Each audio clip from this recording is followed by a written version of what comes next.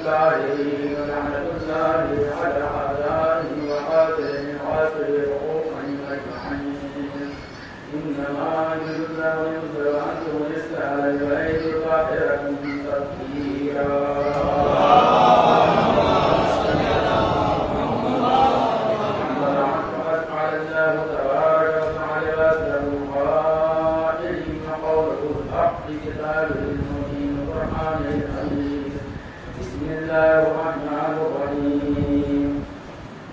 الذين آمنوا وعملوا الصالحات سيجزيهم الرحمن وقال أيضا قل لا أسألكم عليه أجرا إلا المودة في القربى.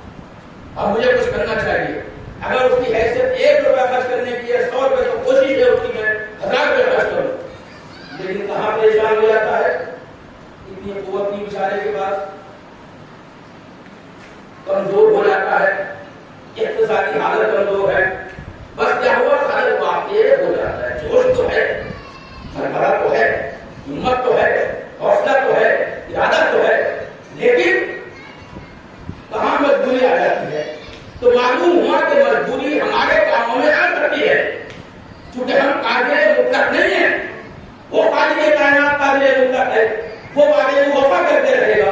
اور وہی کیا جب اس کا حبیب بھی اپنے وعدے کو وفا کر کے رہتا ہے, وہ بھی جو ہے وعدہ خلاف نہیں کرتا, تو وہ تو صادق ہے, وہ کیسے وعدہ خلاف نہیں کرتا ہے. سمجھ نہیں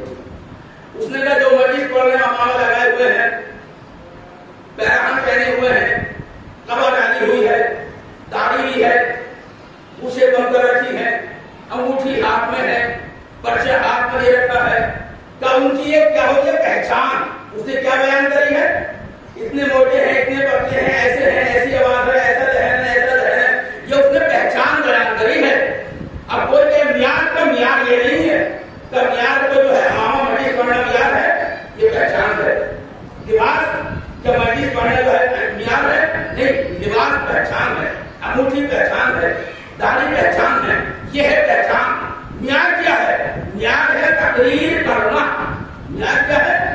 تقریر کا کر سکنا، یہ سب کچھ موجود ہو، امامہ بھی ہو، اباقبہ بھی ہو، بھیڑ ڈال بھی ہو، داڑھی بھی ہو، سب کچھ ہو، موٹے دانتے بھی ہو، اچھی لہن بھی ہو، آواز بھی ہو، کڑک آواز ہو، لیکن تقریر نہ کر سکے تو کیا ہے؟ بیکار ہے، کا معیار الگ ہے، پہچان الگ ہے۔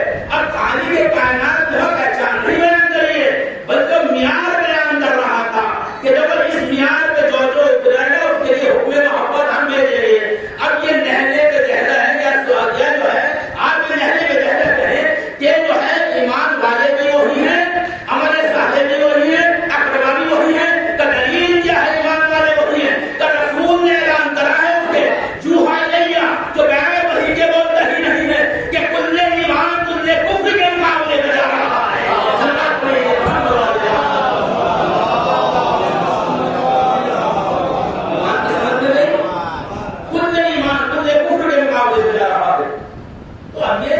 سونے کے سہاگا ہے کہ عمل صالح کرنے والے بھی وہی ہیں اور ایمان کے انتہائی درجے پر قائم ہے، جسے کامل ایمان کہا جائے اور جسے کامل عمل صالح کہا جائے، اس کے اوپر یہ گامزن ہے۔ تو اس کے حکم محبت کیا ہے؟ کل جا سب حکم علیہ ہے سے محبت کا بس رسول تو ان سے کہہ دو، پوری قوم کہوا رہا ہے خدا خود ان سے کہہ دو کہ مجھے کچھ نہیں چاہیے، اس رسالت کا صدا، اس پیغام کا کہ دیکھو تم بھٹی ہوئی قوم تھے، میں نے تمہیں ہدایت کے راستے پہ لگا دیا، تمہاری معاشرے میں کوئی پہچان نہیں تھی، میں نے تمہیں ایک پہچان دینے آنے کے بعد تم درجے ادھر ووٹ کر دیا کرتے تھے، میں نے تمہیں عزت بخشی ہے اور میں نے تمہیں جو ہے انسانیت کی معیار پہ پہنچا دیا ہے، لیکن اس کا صدا رسول کچھ نہیں چاہیے کہ میں تو اللہ کا نمائندہ ہوں، اللہ کی طرف سے ڈیوٹی پہ آیا ہوں، میری جو سرکاری ڈیوٹی مجھے کچھ نہیں چاہیے۔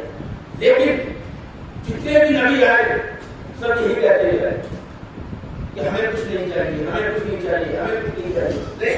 ہم اللہ کے نمائندے ہیں اور سرکاری ڈیوٹی پر ہے، ہماری ڈیوٹی ہے پیغام کو پہنچانا، آپ کو پہنچانا، جیسے مولوی کی ہے کیونکہ نمائندہ جو ہے نبی ہے، نمائندہ امام ہے، اب کوئی بیچارے کو اسے دے جانا چاہیے، اس کی ڈیوٹی ہے آپ کا بچانا، ثواب دینے کے بارے میں۔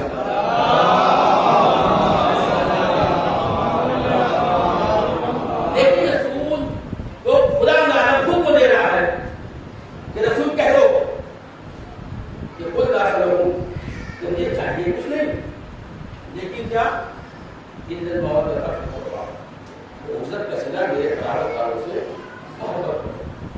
تمام تو تمام جتنے بھی آئے کسی کو کچھ نہیں چاہیے تھا، نہیں چاہیے تھا۔ یہ جو عزت کب دی جاتی ہے؟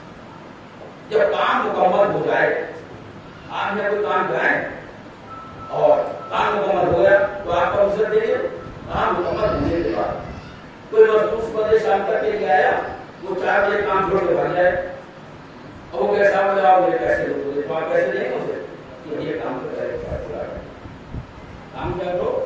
تو اجرت کب دی جاتی ہے؟ اجرت دی جاتی ہے کام مکمل ہونے کے بعد۔ جتنے بھی نبی آ رہے تھے آدم سے، سب کو یہ امید تھی میرے بعد فلاں نبی آنے والا اور آنے والے نبی کی خبر دے کے چلے جاتے تھے۔ نبی آیا، نبی آدم آئے، اپنے بعد خبر دے کے چلے گئے، نوح آئے، اپنے بعد خبر دے کے چلے گئے، میرے بعد یہ نبی آنے والے، عیسی آئے، اپنے بعد خبر دے کے چلے گئے۔ تو ہر نبی کو یہ امید تھی کہ میرے بعد جو آ رہا ہے وہ اس کام کو مکمل کرے گا، اس کام کو مکمل کرے گا اور وہ اجر دے گا، وہ عزت دے گا اگر خدا حکم دے گا۔ اور جو نبی یہ کہتا ہوا آ رہا ہو کہ میرے بعد کوئی نبی نہیں ہے، اور یہ ختم نبوت کا دلیل بھی ہے اس بات کی کہ نبی آخری نبی ہے، کہ میرے بعد کوئی نبی نہیں ہے، میں آخری نبی ہوں، یہ اعلان کرتے ہوئے آ رہا ہے۔ اور جب اس نے یہ اعلان کر دیا تو اب جو ہے حق بنتا ہے کہ اسے دے دیا جائے۔ پھر دوسرا کام بھی مکمل ہو گیا۔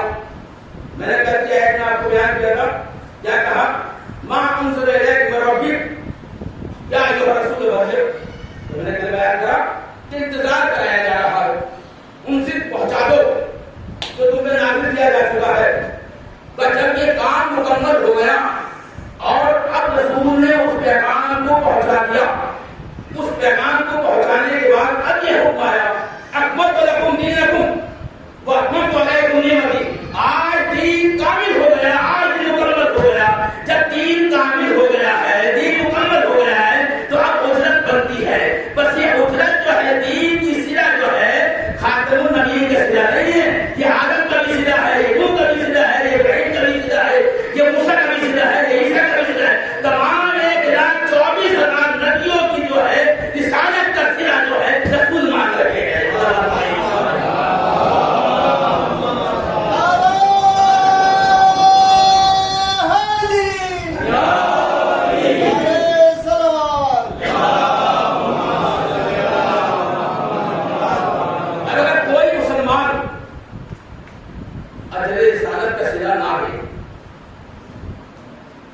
رسول کا اس نے صلاح حق بد نہیں کیا ہے. آدم کا بھی کرا ہے, نوح کا بھی کرا ہے, ابراہیم کا بھی کرا ہے, موسیٰ کا بھی کرا ہے, عیسیٰ کا بھی کرا ہے. وہ اس نے تمام نبیوں کو نکار دیا اور پھر مسلمان کہے میں تو جنتی ہوں اور میں تو رسول کا چاہنے والا ہوں, میں تو اہل بیت کا چاہنے والا ہوں. جب اجرتی ادا نہیں کر رہی, یہ چھوٹا سا بچہ ہے نا, آپ کو چھوٹے بچے آ گئے بس اور تو ایک بہت ہو جائے, یہ تھوڑا بڑا بیان ہوتا ہے کہ آپ تک پیغام پہنچتا ہے. سلام علیکم.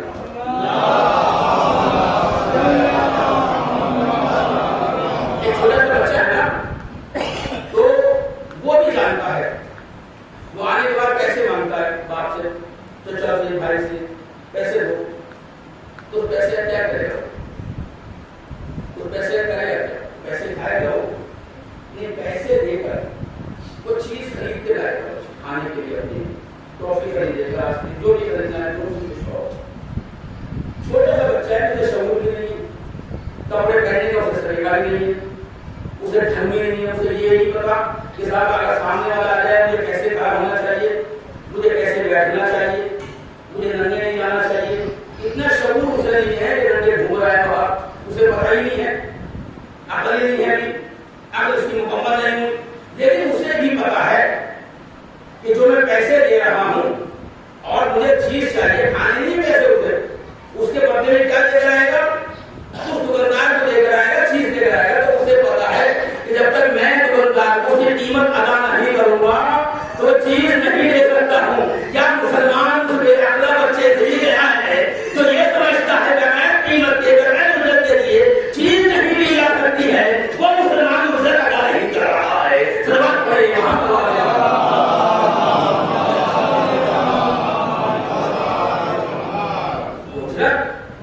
ہوتی ہے. اگر اجرت نہیں دی ہے تو دین حرام ہے. نماز کا کوئی فائدہ نہیں, روزوں کا کوئی فائدہ نہیں. پڑھتے رہے, نماز رکھتے رہے, روزے حج کرتے رہے, لیکن اجرت ادا نہیں کر رہے. اور عزیزو یہی وجہ ہے کہ اہل بیت کی عظمت, جن کے لیے حکم محبت بھیجا, وہ کس لیے بھیجا ہے, وہ اس لیے نہیں کہ اس میں خدا کا فائدہ ہے, اس میں رسول کا فائدہ ہے, بلکہ اس میں ہمارا ہی فائدہ ہے. تو حکم محبت بھیجا گیا ہے, اس میں ہمارا ہی فائدہ ہے, رسول کا کوئی فائدہ نہیں, اللہ کا کوئی فائدہ نہیں. ان کو تو وہ منزلت, وہ مقام مل گیا جو ملنا تھا. نہ ہمارے بڑھانے سے وہ بڑھ سکتے ہیں عزت و احترام میں, اور نہ ہمارے گھرانے سے کر سکتے ہیں عزت و احترام. جو مقام مل گیا وہ مل گیا. جیسے ماں باپ, کوئی اولاد اپنے ماں باپ کے لیے کہے آج سے میرے ماں باپ نہیں, تو کہ اولاد کے ماں باپ کہنے سے ماں باپ نہیں رہیں گے. داغ انکار کرتے رہے, میرے ماں باپ نہیں, میرے ماں باپ نہیں, میری ماں نہیں, میرے باپ نہیں, کہتا رہے. انکار کرنے والے ماں باپ پہ کچھ فرق نہیں پڑے گا, ان کی عظمت وہی باقی رہے گی, وہی مقام رہے گا, وہی عزت رہے گی. بلکہ انکار کرنے والا اولاد نفرت کہلائے گی. انکار کرنے والی کیا کہلائے گی, نفرت کرے گی. ماں باپ پہ کوئی فرق نہیں پڑے گا. ایسے ہی اہل بیت کی عظمت ہے, اہل بیت رہیں گے. اگر ان کی فضیلت کا انکار کرو گے, ان پہ کوئی فرق پڑنے والا نہیں ہے. انکار کرنے والا نفرت کہلائے گا.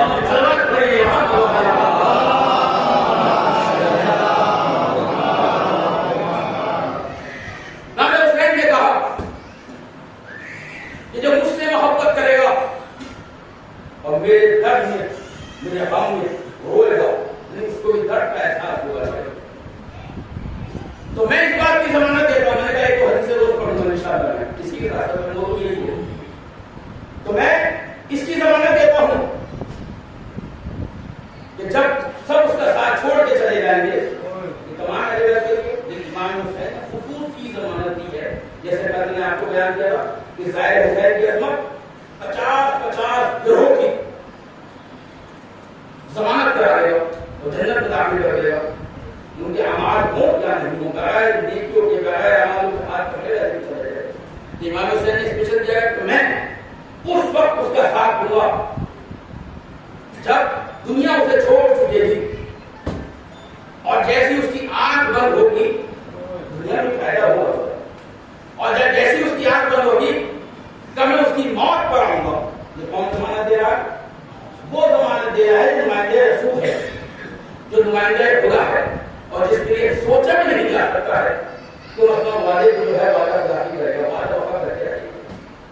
کہ میں اس کی موت کراؤں گا، اس کے قبر میں ساتھ رہوں گا، اس کے حساب و کتاب کے ساتھ رہوں گا، اس کے منکر و نکیر کے ساتھ رہوں گا، اور حتیٰ کہ وہ حوض کوثر پر وارد ہوگا۔ اب سنیں ابھی عظمت، یہ تو تمام ائمہ معصومین حاضر ہوں گے کہ جب حوض کوثر پہ وارد ہوگا تو حوض کوثر سے اسے میرے بابا سیراب کریں گے اور نعمتیں اسے دیں گے، کھانے پینے کی چیزیں، اور اسے خوشبو سے معطر کریں گے، اس سے لے خوشبو سے معطر کریں گے، نعمتیں اسے دیں گے، اور اتنی نعمتوں کی فراہمی اس کے اوپر ہوگی۔ حوض کوثر پہ ہی جنت کی بات رہ گئی، جنت میں پہنچے نہیں ہیں، حوض کوثر پہ اتنی نعمتوں کی فراہمی اسے ہوگی کہ ملائکہ نعمتیں دیں گے اور وہ کہیں بھائی بس پورا ہو گیا، اب ہمیں نہیں چاہیے، یعنی ان نعمتوں کے لینے سے انکار کریں گے، اس سے انکار کریں گے، نعمتوں کے لینے سے انکار کریں گے، اور حوض کوثر سے سیراب ہوں گے۔ یہ انکار آدمی کب کرتا ہے؟ انکار تب کرتا ہے کہ اس کا پیٹ بھر جائے، وہ بھی مادی طور پہ نہیں بلکہ یقینی طور پہ، یقین الگ ہے، مادیات الگ ہے۔ آدمی کو جس دن یہ یقین ہو جائے بس آج کا مجھے میرا مل گیا ہے، کل دن مجھے ملے گا، اس دن جو ہے وہ انکار کرے گا۔ اس لیے کہتے ہیں کہ امام ہونا سبحان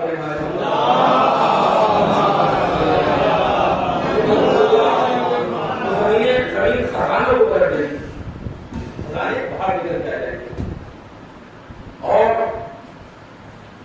حقدار نہیں ملے گا جو اس کو خمس و زکات دیا جائے، منع کرے گا، انکار کرے گا، چلیے بھائی میرے پاس بہت دینے والے سے بولے کہ دینے والا نہیں ملے گا۔ یہ اتنا انسان کی ذہنی طریقے ہے، جب انسان کو یہ یقین ہو جائے اس بات کہ ایک چیز اور میں نے جو اور ضروری ہے کہ رزق کی ضمانت خدا نے، اس طریقے خدا میں بڑی سی بڑی چیز، اور میں تو پڑھتا ہی رہتا ہوں، آپ سنتے بھی رہتے ہیں، تکراری چیزیں بھی ہوتی ہیں اور تکراری ہونی بھی چاہیے۔ مجھے دیکھیے مسئلہ یہ ہے کہ میں نام کہیں تو معصوم ہوں، آپ کو شعور کے اعتبار سے معصوم نہیں، میرا دماغ ایک عمر کے اعتبار سے جو کمزوری کی طرف جاتا ہے، یہ فطری بات ہے۔ وہ فقط معصومین ہیں جن کو کائنات کا علم دیا گیا ہے، اور اتنا علم دیا گیا ہے جو کچھ کائنات کے اندر ہے وہ ان کو دیا گیا ہے۔ ایک عام انسان کے بس کی ایک عام انسان کے بس کی بات ہی نہیں ہے کہ وہ اتنے علم کو لے کے برداشت کر سکے، بلکہ اسے قریب علم دیا گیا، بس کوئی ہونا نہیں چاہیے۔ تو رزق کیا ہے؟ رزق کی ضمانت دی ہے، جس میں سے ایک حدیث جو حدیث میں نے پڑھی تھی اس میں کہ چھٹے امام جعفر صادق نے یہ کہا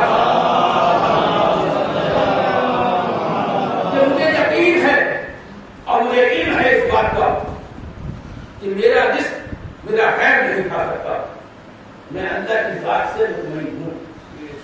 کیا کہا امام نے؟ میں اللہ کی ذات سے مطمئن ہوں کہ میرا رزق میرا خیر نہیں کھا سکتا ہے۔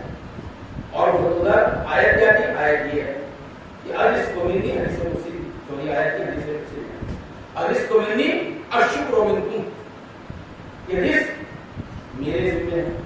کون کہہ رہا ہے؟ یہ خالق کائنات کہہ رہا ہے، جو کبھی وعدہ وفا ہمیشہ کرتا ہے، وعدہ غلطی نہیں کرتا، اتنا تو یقین ہونا چاہیے تھا۔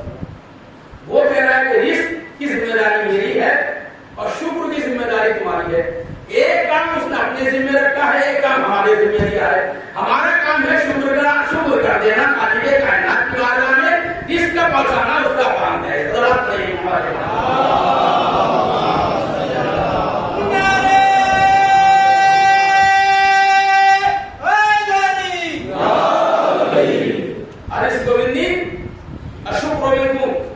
وسائل کو فراہم کر دینا یہ خدا کا کام ہے، وسائل کو اسباب پیدا کر دینا یہ خدا کا کام ہے۔ کبھی کبھی ایسی اس کا یا امید بھی نہیں ہوتی ہے، تو یہ کس کا کام ہے؟ خدا کا کام، ہمارا کام نہیں، ہمارا کام شکر کرنا۔ اور ہمیں جس دن یقین ہو جائے گا فقط اس لیے ہے کہ ایک شخص رسول خدا علیہ وآلہ وسلم ہو چکا ہے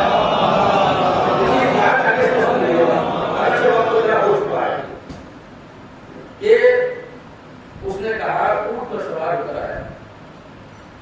دین کو سکھانے کے لیے بہت بڑی دلیلوں کی ضرورت نہیں. اس نے سنیا آپ کب کو رہا ہے ہم تو دلی سے آئے ہیں بہت ترقی کر چکے ہیں سارے دین ہو چکے ہیں. اس نے آنے دین سیکھنا چاہتا ہوں. کیا کہا دین اونٹ پر سوار ہے دین سیکھنا چاہتا ہوں دین سکھاؤ گے. بس اس سے کہہ رہا رسول نے قرآن مجید کی ایک آیت پڑھی مومن مسقالا حضرت شہری رسول اللہ کو مسقالا کہ جو ذرہ برابر نیکی کرے گا اسے اس کا صدر ملے گا اور جو ذرہ برابر بھی برائی کرے گا اسے اس کی سزا ملے گی. اونٹ سے اترا ہی واپس چلا گیا. بار دین سیکھ لیا میں نے دین سیکھ لیا میں نے اتنا مختصر دین سیکھا اور رسول نے کتنا مختصر دین اسے سکھا دیا. اور اس کو بھی سنو لوگ کہہ رہے بڑا عجیب آدمی تھا اونٹ سے اترا نہیں تیرا بس دین سیکھ گیا. میں ایک چیز سے دو جملوں سے دین سیکھ کے چلا گیا. تو وہ دین سیکھ لیا میں نے. کیسی پاگل آدمی دین کیا سیکھ کے گیا ہے جو کسی نہ کسی سننے کا خاموش. وہ آیت جاہد وہ فقی بن کر گیا ہے. صلوات پڑھیں گے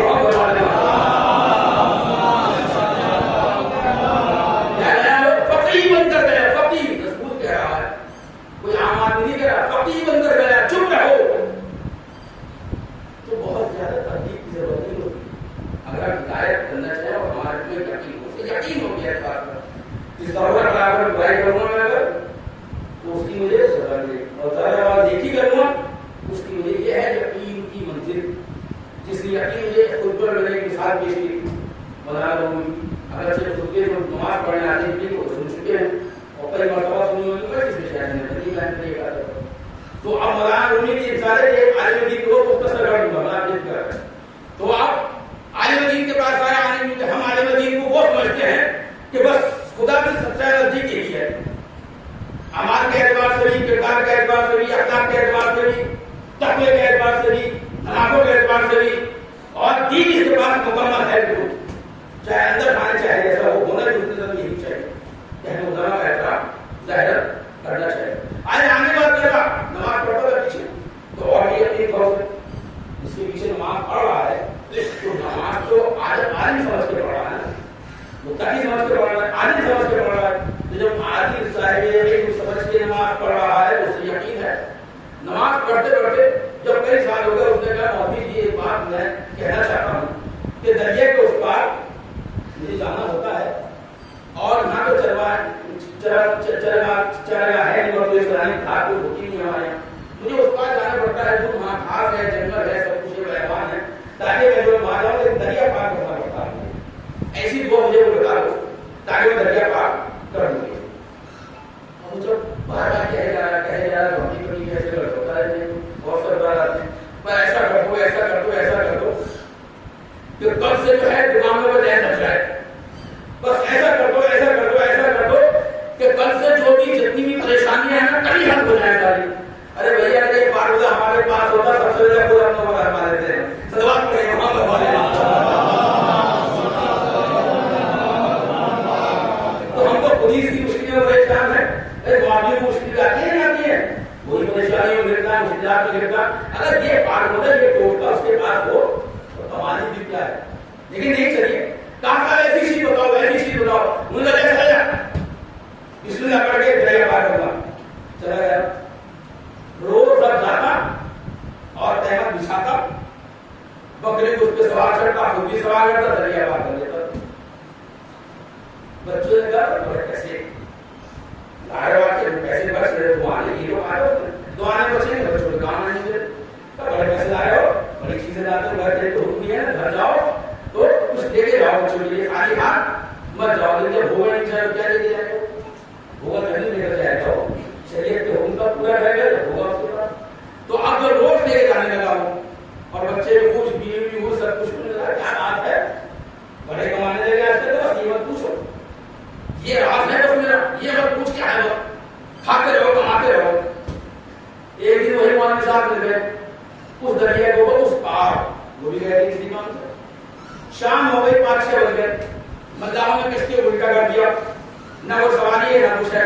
مولوی صاحب کھڑے اور وہ اطمینان سے آتا تھا، اسے کہتے تھے بندہ جانے چلے جاؤ، کشتی الٹی ہو جاؤ، مجھے پار کرنا ہے، شاید آپ کی طرف چلے جاؤ. رات کا اندھیرا ہوا، گنگناتا ہوا آیا. مولوی صاحب دور، مولوی صاحب ادھر بھاگے، وہ قریب ہو، وہ ادھر بھاگے، وہ قریب ہو. اس نے کہا مولوی صاحب گھبراؤ مت، آج بھی پوچھنے نہیں آیا ہوں میں تو یہ پوچھنا چاہتا ہوں کہ آپ یہاں کیسے کھڑے ہو اس پر؟ کوئی بستہ نہیں پوچھ رہے ہیں مجھے. اوہ اچھا ہاں بھائی تم کیسے ہیں؟ میں تو تم کو لے کے جا رہا ہوں، تو کیسے پار کرو گے دریا؟ واہ مولوی صاحب واہ، تم کیا ہوتا ہے ہوا پار کرنا بڑی ہو جائے کیا ہو جائے سر؟ بسم اللہ پڑھو دریا پار کرو. آپ ایسی پیر رکھا ڈوبنے لگے، اللہ دریا پار آئے. جنت کو ہر کوئی بات سکتا ہے نا، جنت میں یقین ہو آدمی کو تبھی تو سلامت دے محمد تو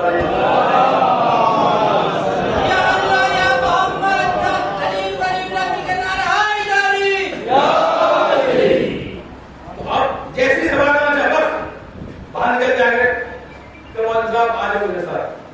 پھر وہ ہمارا اپنایا وہ دریا پار کرا لیا. دریا پار کے پورے راستے سوچتا چلا گیا مولوی صاحب کو دے دے، کبھی ان کے لباس کو دے دے، کبھی چہرے کو دے دے، کبھی لباس کو دے دے. اب وہ ہمت نہیں ہو پا رہی اس کی. وہاں دریا پار کرتے کرتے اس کی تھوڑی سی ہمت بڑھی اور حوصلہ اس کا بلند ہوا. تو ہمارے سے بات بتاؤ کہ کیا کہ یہ بتاؤ کہ یہ چیز آپ نے ہی مجھے بتائی تھی اور آپ ہی نے اس کا بند نہیں کرا، یہ کیا ہوا؟ کیا کہا اگر کہ وہ جملہ لگا جو میں آپ سے کہہ رہا ہوں کہ تو صاحب یقین تھا. میں نے بتایا تو تھا لیکن مجھے یقین نہیں تھا کہ اس عمل سے دریا کے پار ہو سکتا ہے. تو جس دن ہم سے سننے کے بعد یہ یقین کر لیں گے کہ ہمارے عالم معصومین نے جو کہا ہے وہ برحق پیدا ہو کر آئے گا، اس میں ہماری مشکلات حل ہو جائیں گی. صلوات پڑھیں محمد صلی اللہ علیہ وسلم.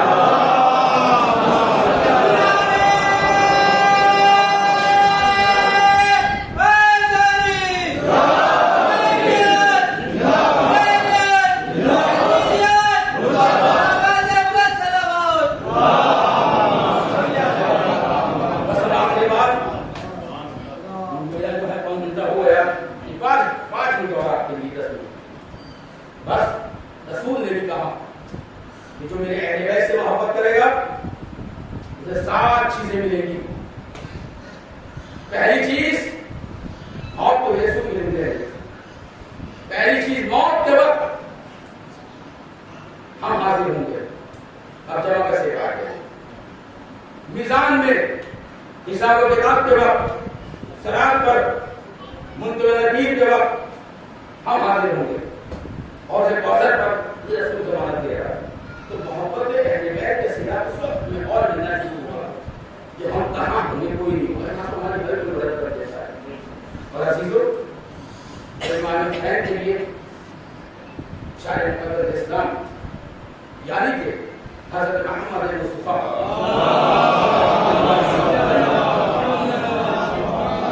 ایک جملہ ادا کیا، اللہم من احب الحسین فلا تغفر له، کہ میرے معبود جو حسین کو رلائے اس کی مغفرت کرے. کیا اللہ کے رسول نے دعا کرے کہ میرے معبود جو حسین کو رلانے کا سبب بنے اور رلائے تو اس کی مغفرت مت کرنا. عزیز رسول نے دعا کری. امت تو وہی تھی نا، اصحاب کی وہی تھے، بہت بڑا حصہ وہی ہوتا تھا. لیکن امام حسین نے بیان کرا کہ میرے چاہنے والوں جب مجھے یاد کرنا اور جب ٹھنڈا پانی پینا اپنے چاہنے والوں کو کہہ رہے ہیں تو میری پیاس کو یاد کرنا. تمہیں 3 دن کا بھوکا پیاسا خود خنجر سے ذبح کیا گیا. اور اس کے بعد کہا کہ جب کسی مظلوم کو قتل ہوتے ہوئے دیکھنا تو اس کی مظلومیت پر ہونا اور میری مظلومیت کو یاد کرنا اور ہائے کہتے ہو. کیوں ادھر بیان کریں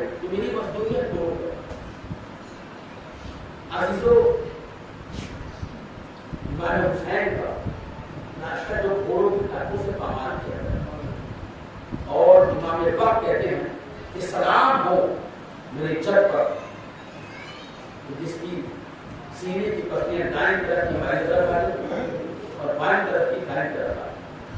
और इमाम हुसैन कहते हैं मुझे इतनी हैसियत है सहीर जेट कहते हैं घोड़े की सुमो जो घोड़े की सुमे रहती है और सहत मुझे सेहत दिया है।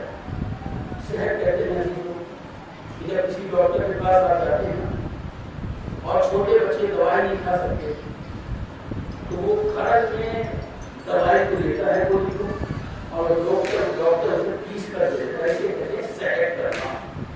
ये मान कहते थे कि मुझे घोड़ों की सुमों के साथ सेहत किया गया। ये मेरी मखदूमियत है। इसलिए जब किसी की मखदूमियत को सुनना तो हाय करते होगा। और यही वजह है कि हम तो आज इतने सालों बाद मखदूमियत इमाम हुसैन को सुनते हैं ना तो आंखों से गीला जारी हो जाते हैं। लेकिन आए वो हुसैन, आए वो बेटा जिसने करबला के मैदान में मखदूमियत को देखा है इमाम हुसैन की, बहनों को बेमाना और चाचा देखा और अपने बाबा को शहीद होते हुए देखा, अकबर को शहीद होते हुए देखा, कासिम को शहीद होते हुए देखा। यही वजह है कि सैयद सज्जाद 25 साल तक दिया क्या है सैयद सज्जाद ने।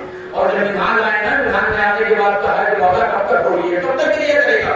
मौला की हकीकत ये थी कि छत पे बैठ जाते थे और आंसू बहाते थे और हल्का हल्का पानी की शक्ल में पत्तालों से नीचे गिरता था पानी। कितने आंसू बहाते थे। जैसे ये सवाल करा मौला कब तक होगिएगा, बस एक बार सैयद सज्जाद ने कहा निहाल तुमने जो है मेरे साथ इंसाफ नहीं करा।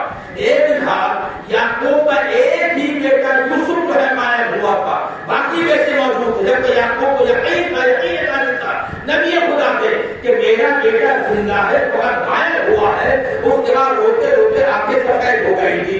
एक निहाल तुमने मेरे साथ इंसाफ नहीं करा। मेरे 18 यूसुफ करबला के मैदान में शहीद मेरी आंखों के सामने कर दिए गए। एक निहाल में कैसे गिरिया न करूं। ए मौला शहादत तो आपकी मीरास है, आमिना शहादत हमारी मीरास है। तेरी मां बहनों की चादरों पर इनाम करना, ना महरम कमर पे तराशाई के हुक्म में आना। एक निहाल ये हमारी मीरास नहीं है। अगर आप यही वजह है कि पूरी जिंदगी सैयद सज्जाद रोते रहे। याकूब सैयद सज्जाद की अमानत है। जब मदीने में जाते थे ना, मदीने में जाते थे तो किसी आसाम की दुकान को जाते और जानने के बाद जैसी गोश्त को मसला खरीद देते थे तो पहला सवाल करते थे एक आई आपने जब जानवर को विवाह किया था तो इसे पानी पिलाया था। कसाब कहते हाँ मौला हमें शरीयत का कानून मालूम है कि अगर जानवर को विवाह करो तो बगैर पानी पिलाए विवाह न करो। अरे मौला मेरे चीख मारता और कहता हाय मेरा बाबा करबला के मैदान में 3 दिन का भूखा प्यासा तुम्हें खंजर से शहीद कर दिया गया। अगर आज 2 मुहर्रम है और 2 मुहर्रम वो है कि आप करबला हो चुका है, करबला में वालिद हो चुका है। पर वसीयतें होना शुरू हुई। इमाम हुसैन ने जमींदारों से वसीयत करी, 60,000 दिरहम में जमीन खरीदी गई और उसके बाद का देखो हम तुम्हें ये जमीन वापस करते हैं, तुम इसके ऊपर खेती करना, बस हमारी कब्रों को बचा देना। और दूसरी हमारी वसीयत ये है कि जब हमारा ज़ाहिरा है तो 3 दिन उसे मेहमान रखना, हमारी कब्रों का उसे निशान बताना। और आखिरी और तीसरी वसीयत ये है कि 11 मुहर्रम को ये अशकिया चले जाए अपने अपने लाशों को दफन करने के बाद तो तुम हमारे लाशों को दफन कर देना। लेकिन हाय इमाम हुसैन कैसी वसीयत पे अमल हो सका। अरे 12 मुहर्रम को स्वयं के दिन इजाज़त इमामत से इमाम आए, अरे दफन करा। एक मरतबा ये वसीयत करने के बाद अरे औरतों को मुखातिब करा, मुखातिब करने के बाद का देखो अगर तुम्हारे अगर अशिया से डर की वजह से ना आ सके तो तुम पानी भरने के बाहर में आना। अब हमारी लाशों के ऊपर अरे आग डाल के चली जाना। एक मरतबा बच्चों को बुलाया, बुलाने के बाद कहा देखो अरे मेरे भी छोटे छोटे बच्चे मौजूद है,